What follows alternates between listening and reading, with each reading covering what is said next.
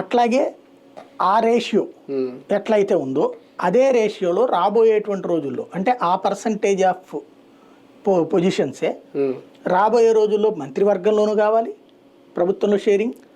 ఆ తర్వాత జరగబోయేటటువంటి ఎలక్షన్స్ ఇదే మున్సిపాలిటీలు, కార్పొరేషన్స్ అన్నిట్లలో అదే రేషియోలో కావాలి, ఎమ్మెల్సీలో కూడా అదే రేషియోలో కావాలని చెప్పారు. పొత్తు పెట్టుకుంటే 5 ఏళ్ళు ఒకటే ఫినామినా. ఇప్పుడు మాకు ఎంత పర్సంటేజ్ అయితే ఇస్తున్నారో ఇదే పర్సంటేజ్లో అన్నిట్లలో పోస్టులు కావాల్సింది అని చెప్పారని. ఆ తర్వాత చంద్రబాబు గారు వెనక్కి వచ్చేసారు. అట్లా ఇవ్వడం ఆయనకి ఇష్టం లేదు. 4 సీట్లు ఇచ్చేసేసి ముందుకు గెలిచేసేయాలి. ఆ తర్వాత తన పారెత్తా. ఇప్పుడు కిందసారి ఏం చేశారు, సీట్లు ఇచ్చారు, తర్వాత 2 మంత్రి పదవులు ఇచ్చారు, అంతటితో అయిపోయింది అంతే. అసలు వాళ్ళకి ఆ మంత్రి పదవులకి మంత్రులకి ఏనాడు వాల్యూ ఇచ్చింది కూడా లేదు. అంటే వాళ్ళ శాఖ నిర్ణయాలు కూడా ఈయనే కదా తీసుకునేటువంటి. ఆ టైపులో నడిచిపోయినటువంటి. కాబట్టి అట్లా బతికేస్తారనుకున్నారు.